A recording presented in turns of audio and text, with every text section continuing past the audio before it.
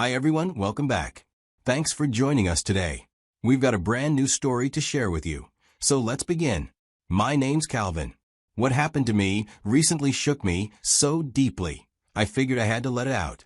What my girlfriend said to me, in front of a room full of people during a party she planned for me, was something I'll never forget. Not just because of how embarrassing it was, but because it was the moment everything in my life shifted. One sentence out of her mouth made me realize I had been living in denial for way too long. Before I get to that part, though, let me walk you through how things got to that point, because looking back now, I realize the signs were all there. I just didn't want to see them. I've always been the quiet type, but my girlfriend Juliana is the complete opposite of me. We've been together for 5 years, and we've lived under the same roof for 3. From the beginning, I was drawn to her energy. She laughs loudly, talks fast, and doesn't hesitate to say whatever's on her mind. People love her instantly, and she's the center of attention almost everywhere we go. And at first, I thought maybe that balance between us would work. Opposites attract and all that. For a while, it did work.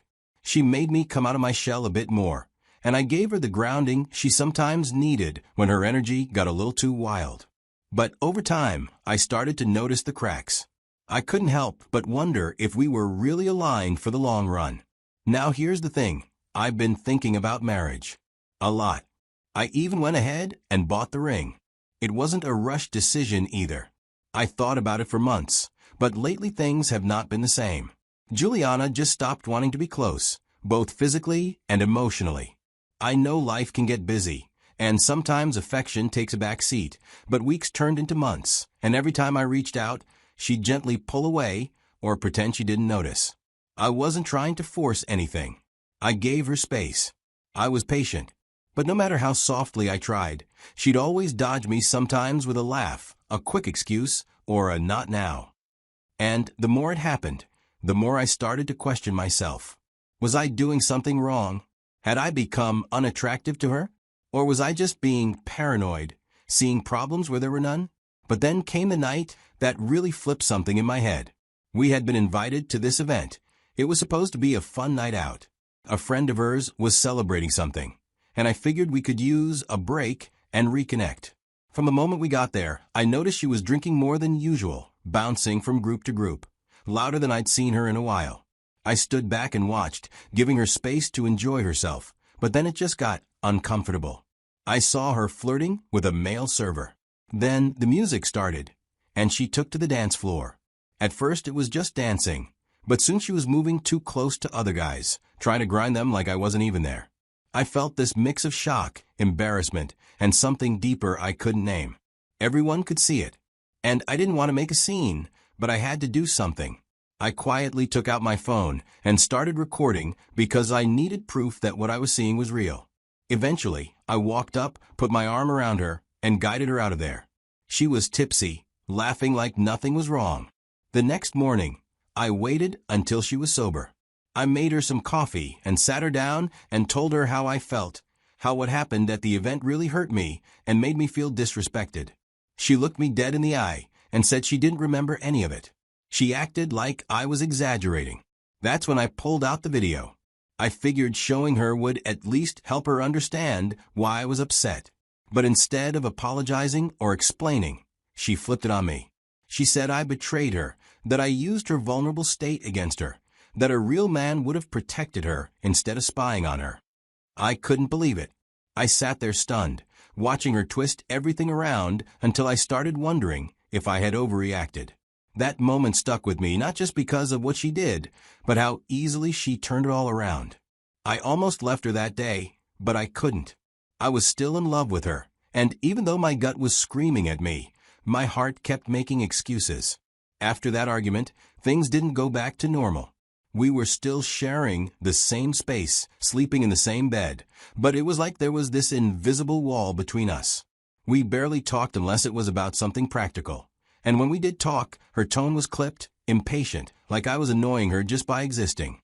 I noticed she became more protective of her phone. She started carrying it with her everywhere, even to the bathroom. It wasn't like that before. She used to leave her phone on the table, open, unlocked. We didn't have anything to hide. But now, it felt like I was living with a stranger who had secrets she didn't want me to know. Then came the nights out. More of them. At first, she said it was just work stuff or meeting up with girlfriends. But the explanations got vaguer over time. Just out. Don't wait up. It's nothing serious. Sometimes she'd come home past midnight. I didn't confront her, not because I was okay with it, but because, honestly, I didn't have the energy anymore.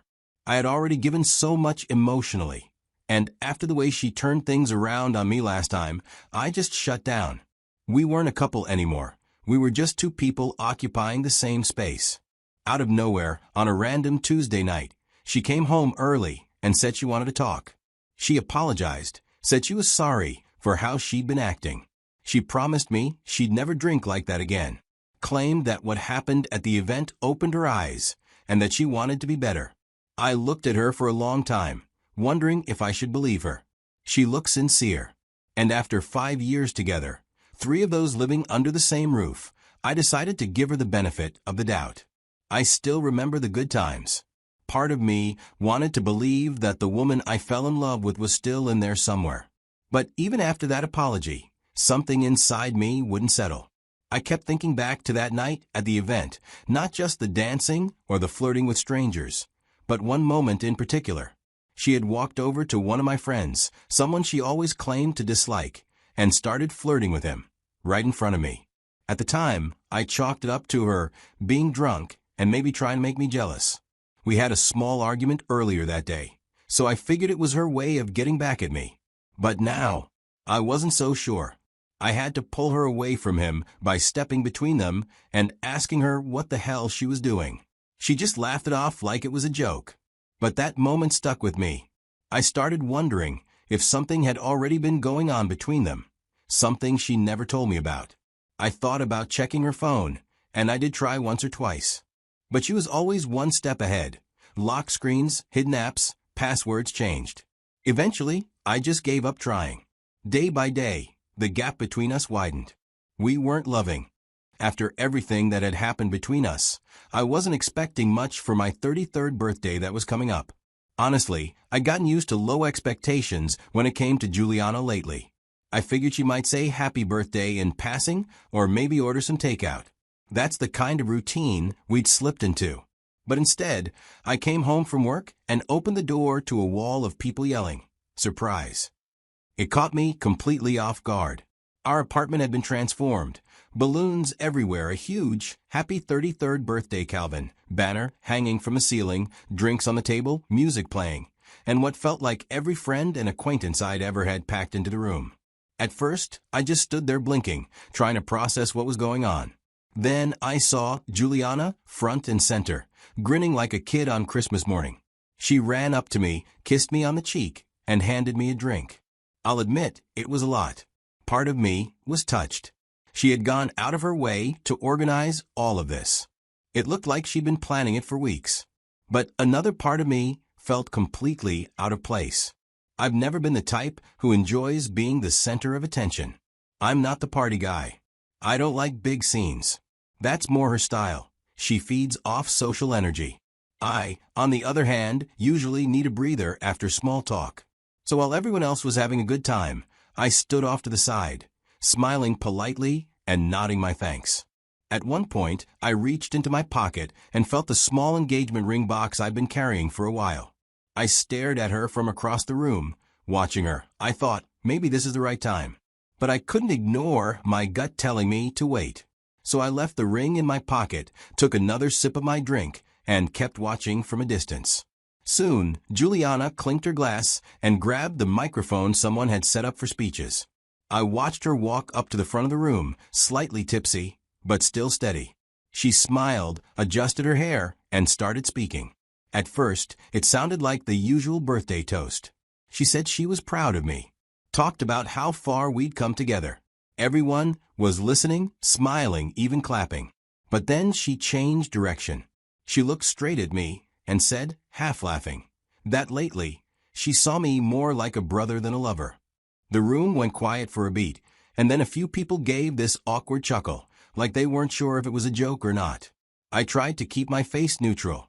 Then she kept going. Said she wished I were her brother instead of her partner. Said the romance had died a long time ago. Admitted that she stayed because life with me was easy. I gave her stability, support, and everything she needed, but not what she wanted. I looked around the room to gauge the mood. But Juliana just kept talking, oblivious to the weight of her words. She thought she was being funny, but all I heard was humiliation, betrayal, disrespect.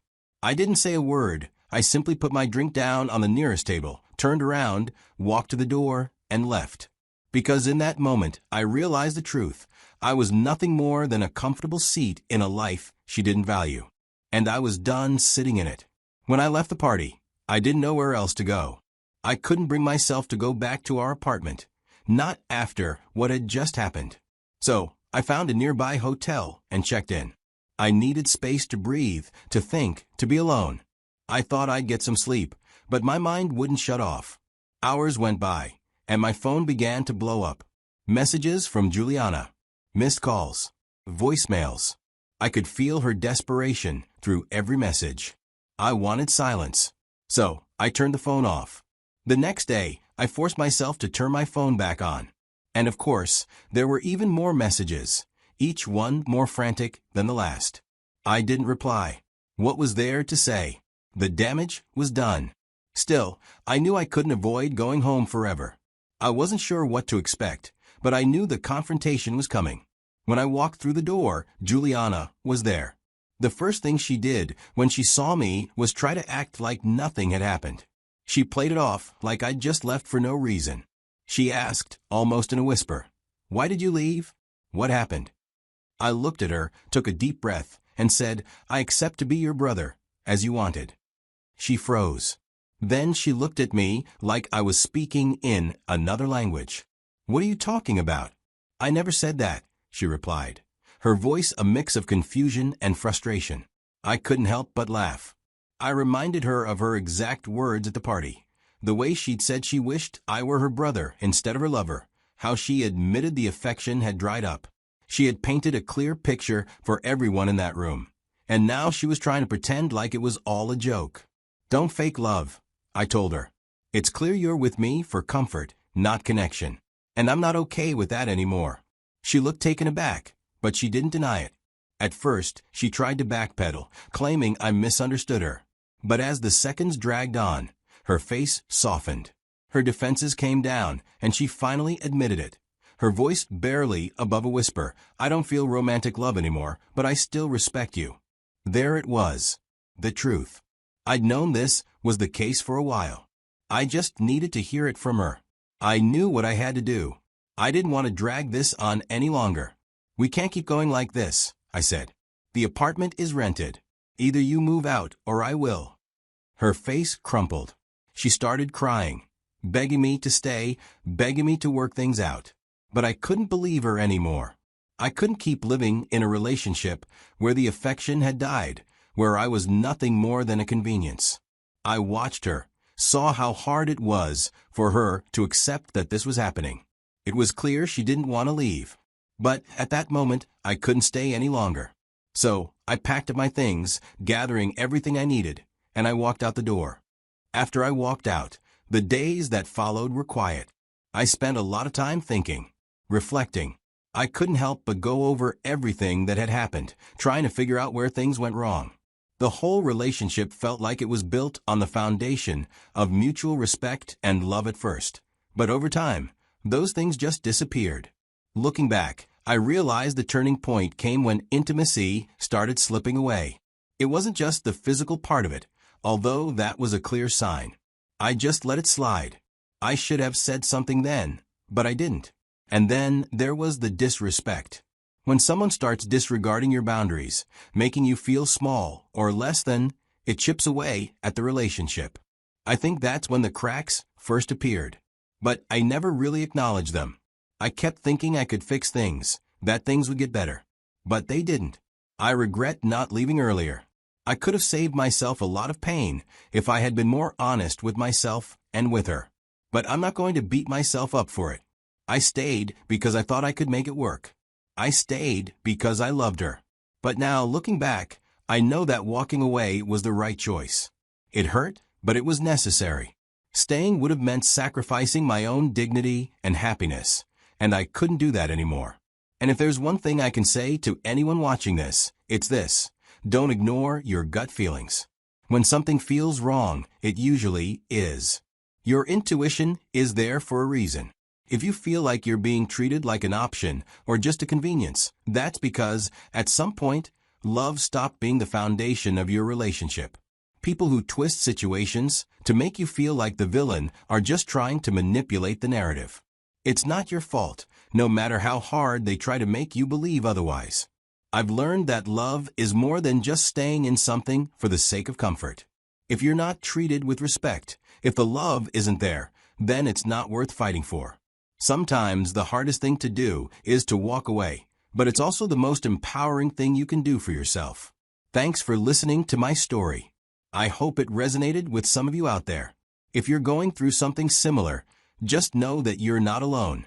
If you found anything useful in this, hit that like button and share this video with someone who might need to hear it. Take care of yourselves, and remember, your happiness is worth fighting for.